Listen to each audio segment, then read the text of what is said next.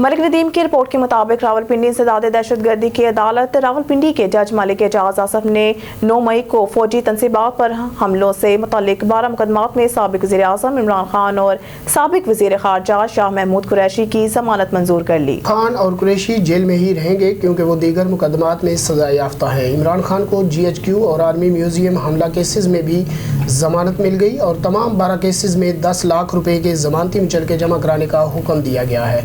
दरख्वास्त जमानत की समाअत ATC के जज मलिक एजाज आसफ ने की। पाकिस्तानी फौज अपनी इंजीनियरिंग कोर में बतौर कमीशन्ड ऑफिसर शामिल करने के लिए दरख्वास्तें तलब कर रही है।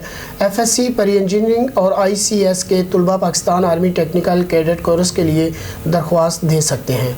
मुंतखब उम्मीदवारों को MUST कॉलेजों में दाखिले की पेशकश की जाएगी और पाक फौज इनकी तालीम को मुकम्मल तौर पर स्पॉन्सर करेगी। 4 साला डिग्रियां मुकम्मल करने के बाद उम्मीदवार पाक फौज में बतौर कप्तान शामिल होंगे। मुंतखब उम्मीदवारों को बाकायदा कमीशन की पेशकश की जाएगी और उम्मीदवार अपनी डिग्री की कामयाबी से तकमील के बाद पाक फौज में बतौर इंजीनियर और ऑफिसर शामिल हो सकेंगे।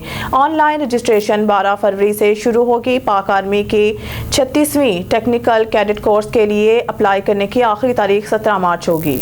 जुमेरात को मुल्क के आम इंतखाबात में 18 साल से ज़ायद उम्र के लाखों रजिस्टर्ड पाकिस्तानी शहरियों ने हिस्सा लिया।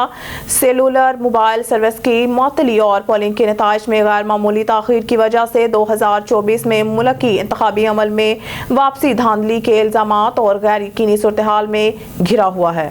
इन गैर मामूली वक्तों में मामूल के मुताबिक शहरियों ने मज़ाह के साथ इंटरनेट का रुख किया है। 2 सियासी शख्सियात की एक तस्वीर मज़ाहिया मेम्स के लिए ताज़ा तरीन ट्रेंडिंग टेम्पलेट बन रही है।